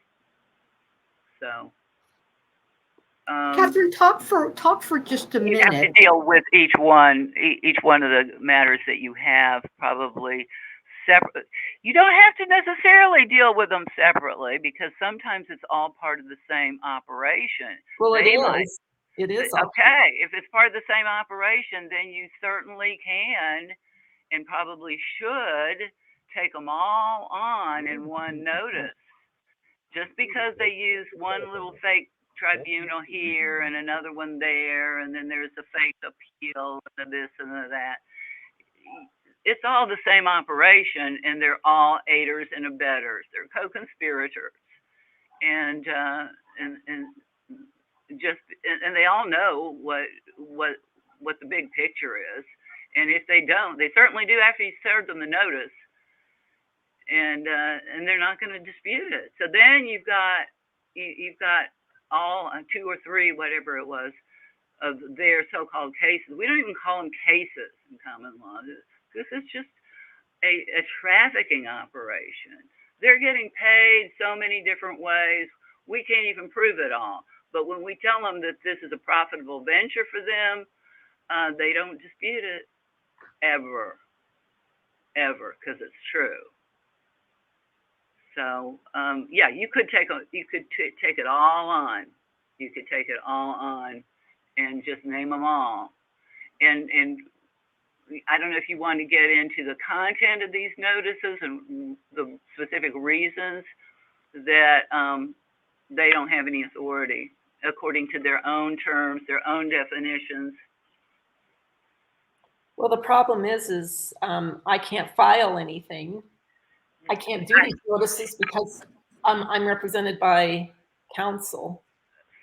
So. Well, as long as you're stuck in that mindset, you can't do anything.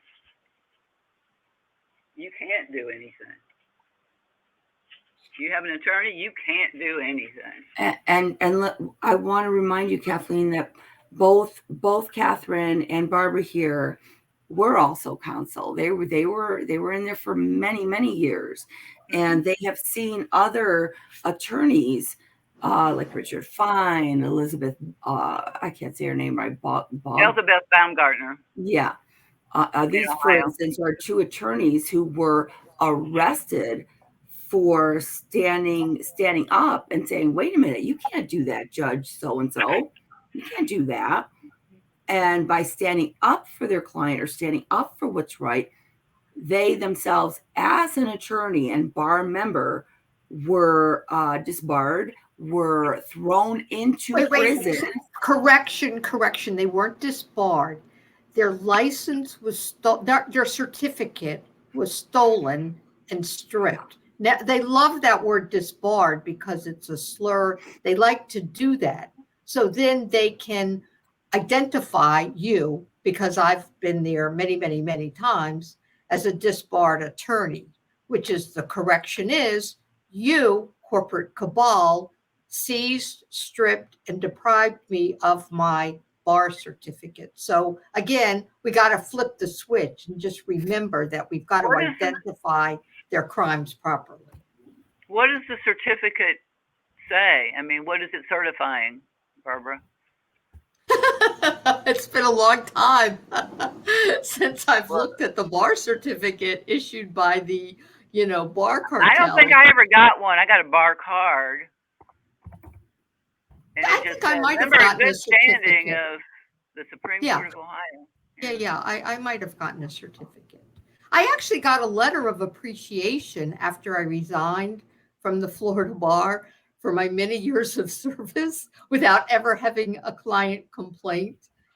And then they stripped me of my bar license after thanking me for being their servant for many years. But let me go back for just a minute, because there's a couple things I love the fact that we're having this conversation with Kathleen, because it's kind of breaking it all down. And even though generally I never want to get into these horror stories, because that is the antithesis of what we're doing, but we're doing it in a productive way where we're showing what needs to be done if you're going to take control and take your unalienable rights back. And so I want to ask you, Catherine, to just describe a little bit further, because I also love the fact that there's 3 people involved, not just Kathleen or whoever the other victim might be. Three people that are identified in this notice. There's the person that serves the notice, and there's the person that receives any of their, purported responses. And so my question is, do you identify who these people are? Because I like the fact that the cartel can see that you're answering to several people. I mean, I'd love to have a long list of people, but just explain how that shows up in the notice if these people are identified. Okay. In the notice, well, as you can see, if you want to scroll down further in yours, Luciana, Okay. since it's on the website, Mm-hmm. You want to pull that up? Sure. Okay. Okay. Yeah. All right. So there's where's our, that's at the end of the document. No, it's at the top of the document. Okay. What part? It's the top where it says notice, the beginning of Exhibit A. Yeah. Okay. There. Not the petition. Not scroll down. Where it gets into Exhibit A. Okay. All right. It's after page 9. Okay. All right. Now there's the note. Okay. Now. So you date it. You have the notice, and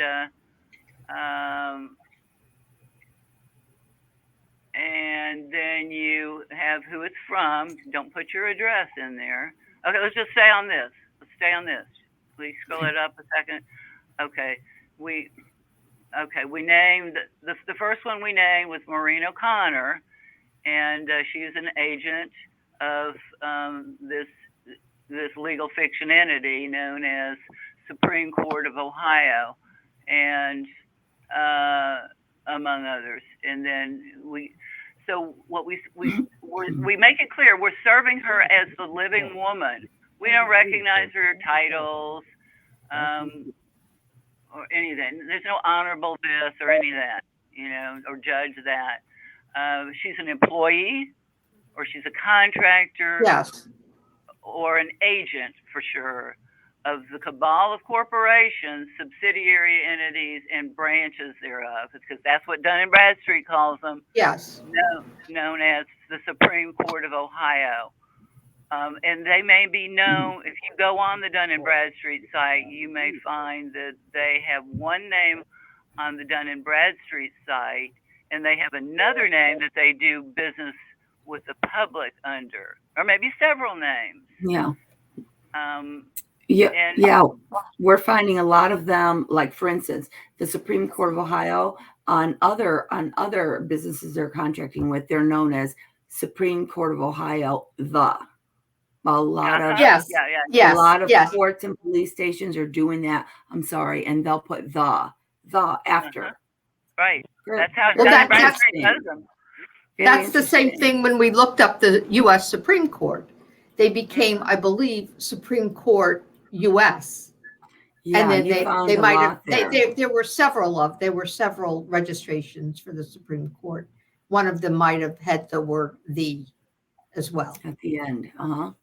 And But my then there's question, Catherine, I don't know if you're getting into the identification of the perpetrators, but my question was, and we can get to that afterwards, but I just want to make sure that we do get to it, is do we identify in this document the people, the living, breathing human beings that are going to act on behalf of Kathleen and deliver the document and be no, the person?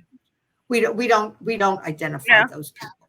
no, none of their business. Now they will see their names later, because if it gets to a point where, well, actually, what we generally do, when we're ready to do the second notice, we will attach to the second notice a copy of the first notice, or in our case, we're able to post the first notice on our website, so we don't have to go to the trouble of making all those copies.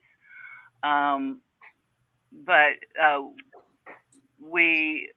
then they're going to know who served the notice, because there will be an affidavit of service of that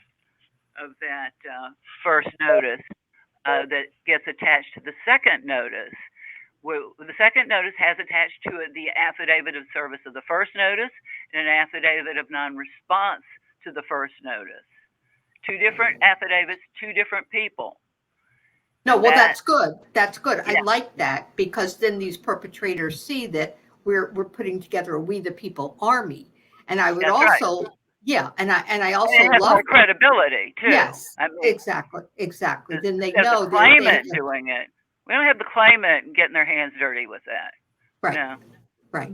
And then the other question is, I guess, at what point do we have a website for each individual case, or No, is it I wouldn't. because I love the fact that they see that there's a website and oops, you're viral. All of your crimes are now out there for the world to see. And so at what point do they get notice that, your crimes are now on, out there in the public? Is that? Well, they're probably going to get that. Well, one way, and we've been starting to make better use of our website recently, and really, owe a great debt of gratitude to Luciana for maintaining it, not just creating it, but administering it also.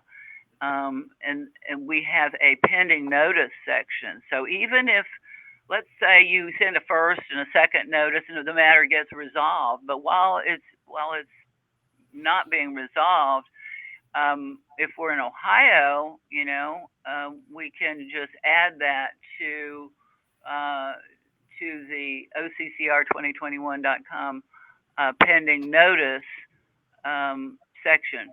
You just send it to us by email if you're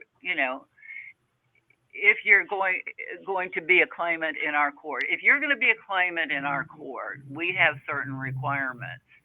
And or if you're going to be same requirements as if you're going to be a member of our court, and that is that you at least have disengaged in 3 important ways from the cabal.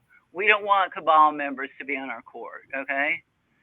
People who don't understand, what they're part of, we don't want them on our court. People who still think that they're slaves, we don't want them on our court, and that's got a historical precedence. In Magna Carta days, they had only landowners, only men. They thought that would be a proxy for, getting responsible people on there. So that's what we do. And so we have people on our court who have corrected their status as to voter registration. They've rescinded that.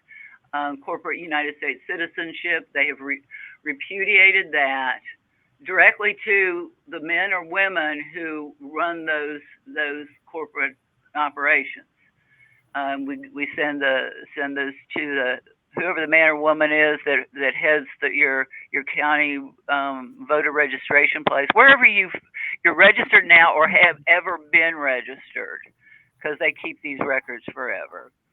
And they will drag them out to say, well, you agreed to be, part of our livestock back then, so well, you know, you have to. Your signature is a powerful thing, and if it's out there, they've got it, and you want to make sure that you rebut it. So, and then the third one is to rebut the presumptions created by your parents' signature, probably your mother's signature as informant on the birth documents. So that's where they use that as a springboard for all the other frauds that they commit. The first fraud happens when you're born, and they create a document out of that, and you know, the birth documents and the all capital name, the legal fiction, and they start monetizing that, and it becomes, you know, there's investments in it, and you know, it becomes a security that's traded on Wall Street, all without your knowledge. Of course, you're an infant at that point, or the knowledge or consent of your parents. They just thought, well, they were browbeaten into signing the document to begin with. They were told, well, you have to do this, you have to do this, and most people will succumb to that. You know, I would question anytime someone tells you you have to do this, you have to do that. 9 times out of 10, you don't have to do anything. Nowadays, if somebody refuses to sign a birth certificate or any such thing after they give birth in hospital, they already have CPS people and stuff in the hospital. They'll tell you, you can go home, but you're gonna have to leave the child. They see a problem there, and they're right off the bat, you know, you're threatened that they may kidnap your child. This gets more yes, I'm sure. But then there are many times that they'll come in and grab your child anyway. So, just because.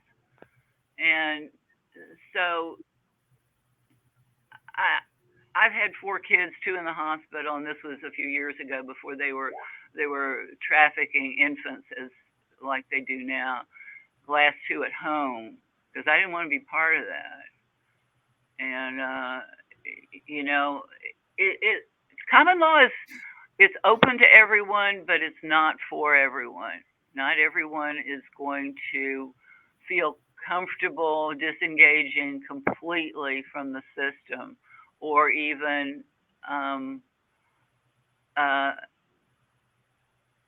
I don't know. These are the ways most people are able to disengage, though, is through the rebuttal of the birth documents. We know it's a fraud, and that's all we're saying. We're not asking to administer the birth documents like some of these twisted common law fake people are doing. We don't want any part of their racket that they're creating out of our all capital name. We didn't create the all capital name. There's a maxim in common law: you cannot administer that which you did not create. And by the same token, they can't administer our physical selves because they're not God and they didn't create us.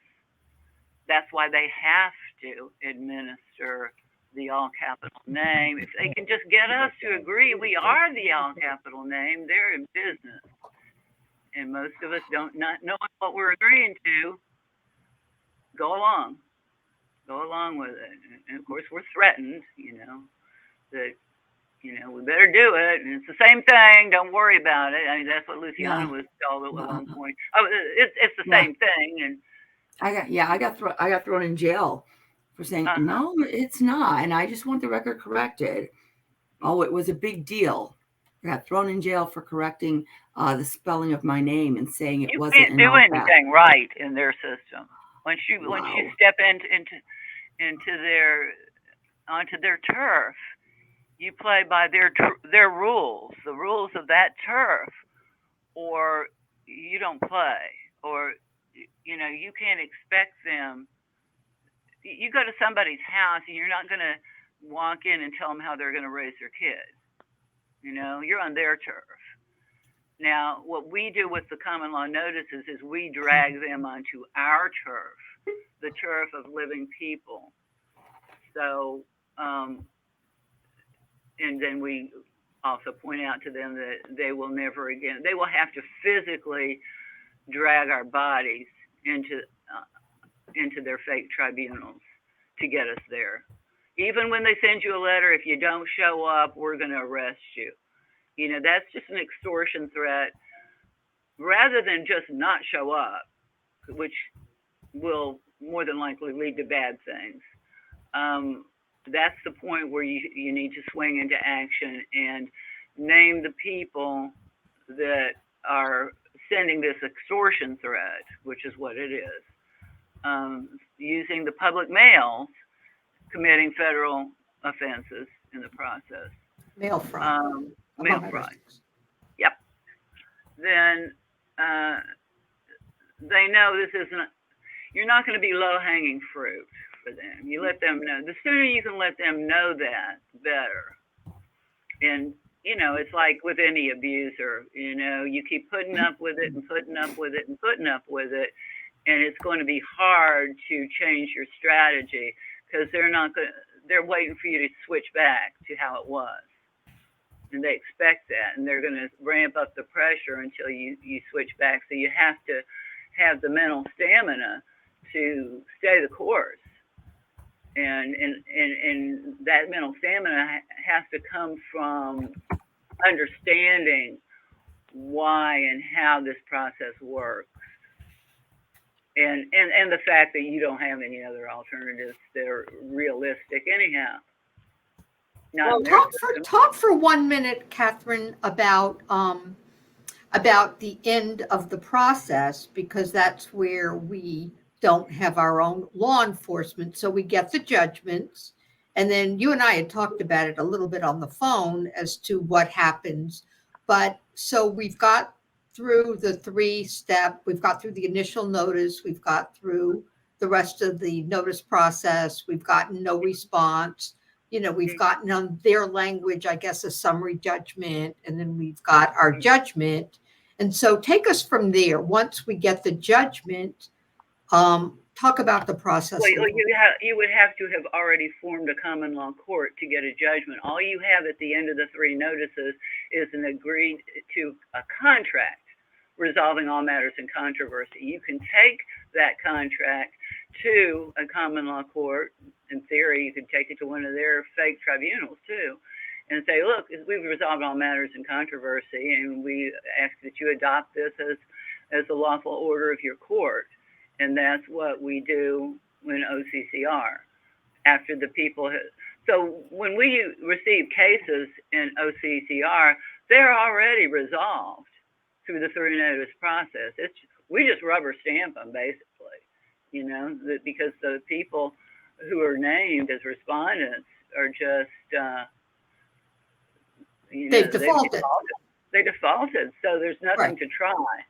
Yes, right. But then the process is, let's just say we're in Ohio because you're up and running there. So the process is they've defaulted, then you issue your judgment, and then talk to us about the process from there, because that's where we have the issues of execution of the judgment. Well, I don't know very many people who've gotten to that point. So we're the only ones I know of who get to that point where we're issuing, the only ones I know of who are issuing common law judgments. And common law judgments can be enforced in the same way that their so-called fake judgments without jurisdiction can be enforced, through notice to the people running the recording of deeds and so forth. You can put liens on their property, and you can send notices to their employer to garnish wages, and you can do all those things. As a matter of fact, and I wanted to mention this too, not everything we do, sometimes we will act on behalf of the all capital legal fiction in order to, if it's absolutely, we can't get a bank account without it, we can't get an airplane ticket if we think we need to have one. And there's one of their cases from the United States Supreme Court, and I cited that. We cite that usually in every notice, that we can pick and choose when to be in contract with the cabal by agreeing to use the all capital name they created for us, or we can decline. It's our choice. Our choice. But of course, they sabotage a free choice, because I would normally prefer, for example, not to get a driver's license, a little permission slip from the corporate demons who think that they're our masters when they're our servants. I don't need their case law admits I don't need permission from them to travel. The right to travel, they admit, is fundamental, and it's a common right, and they can't regulate it, tax it, or do any of the things they're trying. License it. A license is just authority to do something which would otherwise be illegal. It's not illegal to travel from point A to point B. If you're not harming enough, we're free in common law to do whatever we like, unless we harm someone else. And anyway, so we can choose. It's not really a free choice about the driver's license, because they've got all these, armed psychopaths that have no duty to protect, but they're out there, beating the bushes for revenue generation purposes. Right. And so it's not safe. So if you have a driver's license, you can, in your affidavit that you attach to your notice, I always have people put the reason that they still have a driver's license, not because they want to be in contract with the cabal, but because they don't want to be battered on the side of the road by some ignorant corporate code enforcer.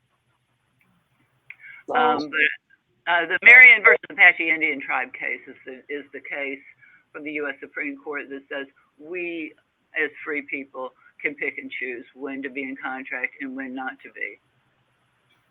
I have a question, Catherine. This is Catherine in Colorado.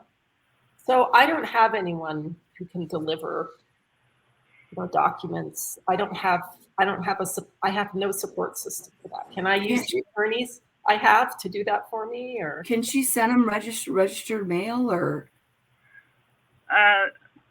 There have been times that we have, just had the claimant do it, but or you can hire somebody to do it. It would be worth it to do that. Or Somebody maybe even your pastor or someone at your church might even be willing. No, nobody wants to deal with Douglas County, Colorado. No one will. Everyone thinks their own neck of the woods is the be all end all, and when it comes to psychopathy, but there's usually some place somewhere that can beat them out when it comes to evil. No, and here's another thing to take into account, and I've seen this in the physical abuse situations interpersonally, and that is we tend to ascribe much greater power to our batterers than they actually have, and that weakens us more. And I mean, I'm not saying underestimate the enemy, but don't magnify the threat, that the dangerousness that he or she may actually not really possess. You have to defang them to a certain degree to function. And defanging them is pretty accurate. I mean, it's based on facts. It's not just wishful thinking. They really don't have this kind of power that they proclaim and that we unquestionably bow down to. So, yeah, I don't know. There's got to be somebody in Colorado that is doing common law also that because I hate to see people embark on anything all by themselves. Now, I've seen people who, one thing that can be more difficult to get is someone to provide an address to receive the notices. Well, I'm part of the address confidentiality program. What was it called again? The what? Address confidentiality program. It's called ACP. And it's a mail forwarding program through the state of Colorado for domestic survivors, for victims of survivors and victims of domestic violence. And your physical address is kept confidential. And ACP has really basically saved my life because Jill Roman, the coroner in Douglas County, Colorado, we got into an epic battle over my mother's body because after my mother was murdered at Parker Adventist Hospital last April, he tried to get rid of her body. And with the help of Barbara, I was able to, with her suggestions, I was able to get jurisdiction over my mother's body. And Jill Roman, the coroner, then sent deputies out to have me arrested. And they went to my ACP address, which is the physical address for the facility that sorts the mail for ACP participants. There are other services like that too. Yeah. Are there? Yeah, we've got one in Philadelphia, Ohio. Yeah, Parcel and Post. They give you a physical address. You get your mail. They got a little like a post box there. You can get your mail there. It's a physical address, though. But I have but also we talked about this, and I think we had concluded that we could get a virtual physical address, and many states there are services that offer that. So it's not a post office box; it's a physical address, not your address, but a physical address where notices can be received. And I wouldn't use a PO box. Then you're contracting with. No, not a PO box. It's just a service that gives you a physical address. Right. But I have my mail actually forwarded to a physical address, but it's not the address where I physically reside. And then I go pick up my mail. And so that's how it's work. But you need someone else to be able to say that they pick up mail there and they every day and they didn't get anything. It's got to be something that they have control over. Oh, they do. They have control over it because it's a nonprofit, and I'm a participant with that nonprofit, and they pick up my mail. But you have access to it too, not just them, right? I do, but they hand me my mail because my mail comes in brown. It comes to them first. It comes to them first, and it's addressed to me, and then they keep my mail, and then they give me my mail. Would they sign an affidavit that they didn't receive mail over a certain period of time? Probably not. I don't think that they'd want that legal liability. As if I can't imagine how that would create anything. But people are cowards. They really are. Well, they are. That's why I tell people that, common law is not for everybody. Yeah, well, I slugged it out common law with getting my property rights just taken away from me. I was thrown in jail. I mean, it was just unbelievable. You were probably following Anna von Reitz, weren't you? I was following what? Anna von Reitz in the Colorado 9. I don't know I don't know who that is. So I wasn't doing any of that. I was just doing everything pro se in the civil courts, and I just got destroyed. If you were in their courts, that's why it didn't work. Yeah.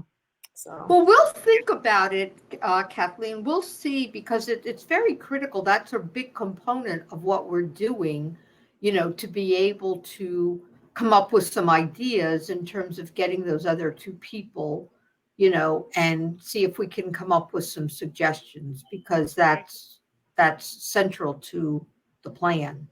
Yeah, well, thank you, Barbara. Yeah, in Colorado, it's a bunch of victims are a bunch of Facebook fanatics run by someone here in Colorado. And Barbara knows who I'm talking about. I'm not going to name them, but and actually she came to stalk me at when she found out where I was working, she actually stalked me at my job. So, and Barbara knows who I'm talking about, but it's just it's just awful here in Colorado. Yeah. Okay. We have a question from a gentleman named Charles Stewart, who wants to jump in the call, and he's said that he may offer some suggestions. So let's. Is that possible? All right, Charles.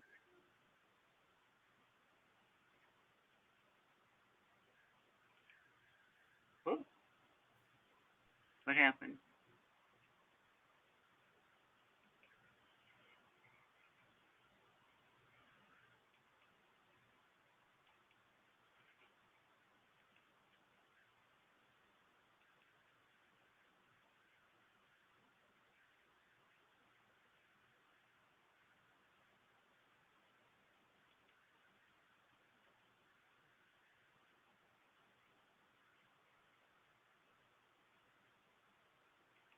Maybe he has to come in on that other link to be a part of the show. Maybe he's in the participant link, or he's in the live link versus the guest link. Charles, I don't know if you can hear us, but maybe you have to access through the other link. So if you could send us a text and confirm that you're going to try to access through the other link. Okay, yeah. Okay, he said he got it. So we're looking for him to come in here. It'll just take him a second, I'm sure. So I did put the link in the YouTube chat. I'm trying to manage both that are going live right at the same time. Because for a while there, I didn't hear anything. I don't know what happened. Okay, so we're just waiting for him to come onto this section. Okay, I think he's just doing. We'll see him when he pops in.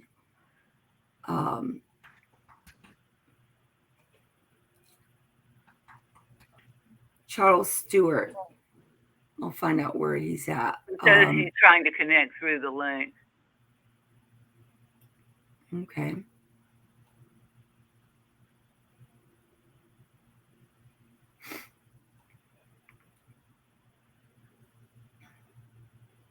There's a lot of things that we could be doing to try to get resolution to these administrative type things, and that's why we the people have to step up. You know, there's just no excuse. There's just no excuse when we're dissecting a perfect case that Kathleen is here, you know, experiencing all of the things that everyone experiences. So we're dissecting a perfect case. Hi, Charles. Hi, everybody. Hi, Catherine.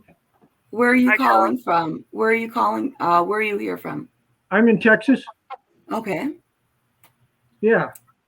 And I'm glad to see the great discussion. It does my heart good. There's not enough people recognizing common law and talking about the big problem in our community is lack of courage, right? Yeah. These are right on target for where we need to go if we're going to save the country. So I've talked with Catherine before, but I'm glad to meet you other ladies. And I do hope, you know, maybe I can contribute something to your discussion here. I yield.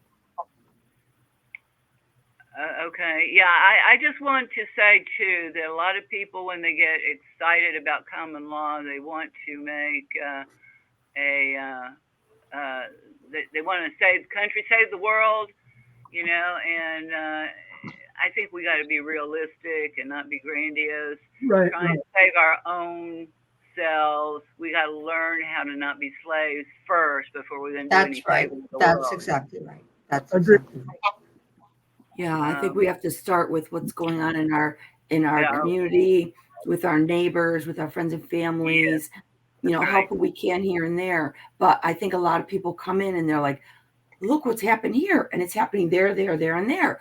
I'm going to step in, and we're going to make a movement. We're going to save It's going to be house. quite hard to save the world, but you can start by saving your neighbors, your friends and family. You know, We have to build stand a up. platform. We have to build a Yeah. platform, and that's what we're trying to do here. Well, Yeah. here's what the basic elements of it, I think, are a common law court, a common law grand jury, and a common law militia. And remember, the common law militia and the Constitution, when it referred to law, was talking about common law. It's Second Amendment protected. There's no two ways about it. It comes right out and says that. Right. So, you know, but I think really the militia is everybody. Everybody needs to be armed, and ideally in your neighborhood. You know, you don't want to have to call somebody, 150 miles away to come help you because they formed a common law militia in some other part of your state. Right. You want to at least have people in your community that will that know how to defend a neighborhood, how to patrol a neighborhood. There's a book out here. I'm gonna just show it that talks. It's mostly about other things. It's called The Lost Ways, and I don't know if anybody can see that, but anyway, he talks about the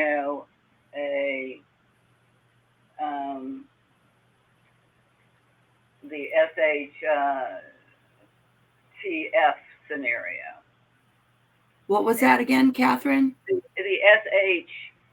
SHTF scenario, when the shit hits the fan. Oh, right. Yeah. And it will. It will. And so mostly it's about, what to, about food growing and other things and making rocket stoves and all kinds of other things. But there's also a chapter devoted to, when the system of so-called justice, breaks down completely, and it may, we're seeing a little bit of that, with this little COVID fiasco that they prefer doing everything electronically now rather than in the courtroom. I wonder why that is.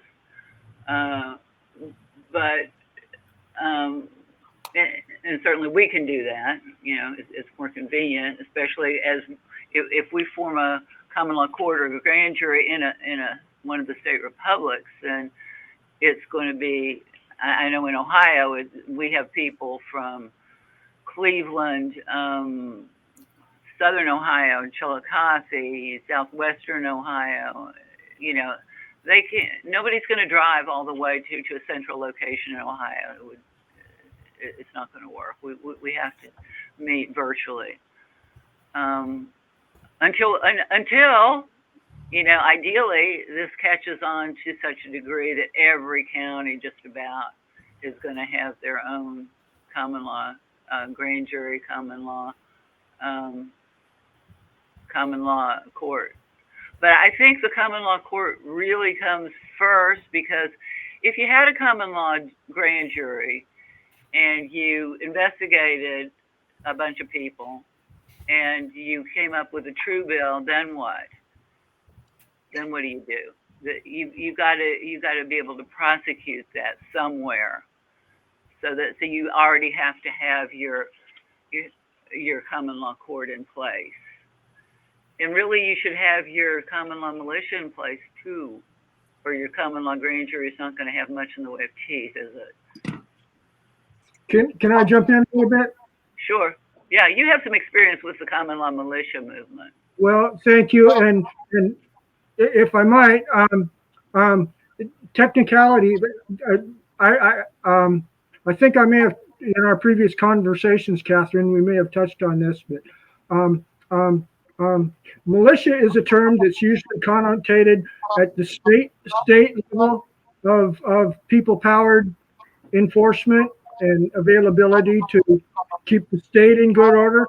At the county level, the term for this smaller community of armed men available to enforce the law is posse comitatus. Okay, so it's the same concept. It just fits together in larger or smaller communities. Does that make sense, Captain? We're the people. We can call it whatever we want. We can call it a committee of safety. We can call it a neighborhood watch. We can call it a security force. We can do whatever we want. We're the source of all law.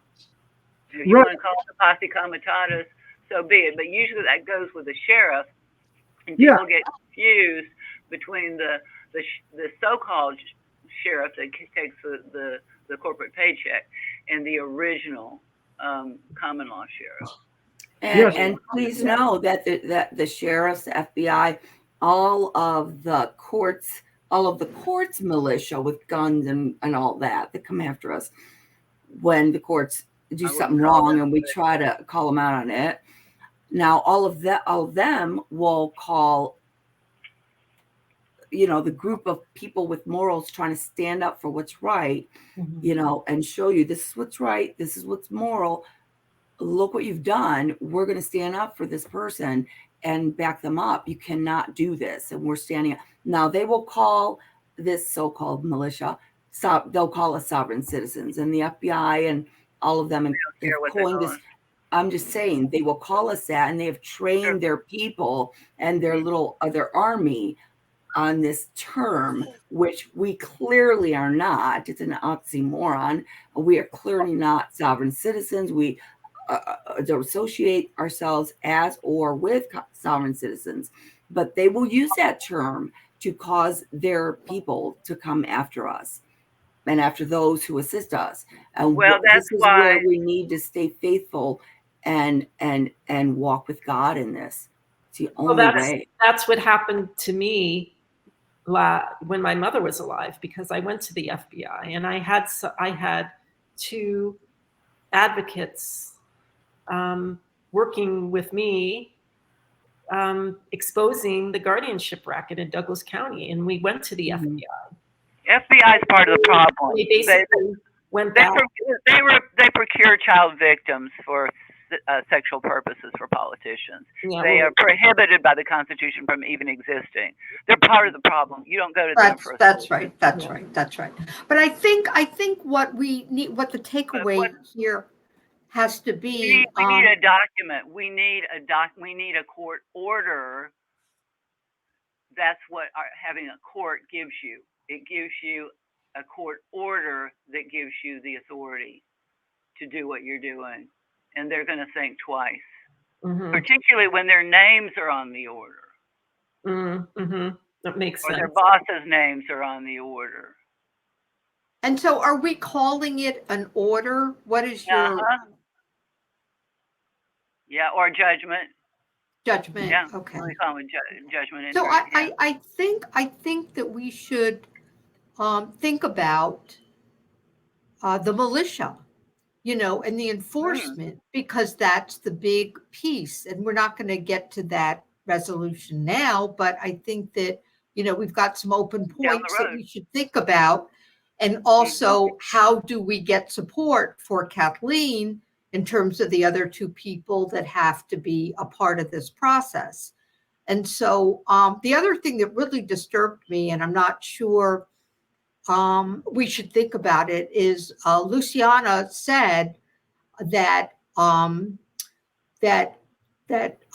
newborns, and I've seen that in my group, are taken away in the hospital because of the failure or our refusal to sign over, our rights. And so let's think about that too, because again, we're talking about the most unbelievably important matters in the world. And what we're doing is so important. And so I think that those are kind of three things that we've come up with in our conversation that maybe we can think about and bring up the next time, or take them one by one, and we'll communicate with each other in the interim, Kathleen, you as well, and anybody else that's part of this call, and try to exchange some suggestions, because those are really big pieces of the puzzle. Catherine and Luciana, I have one quick question before we close.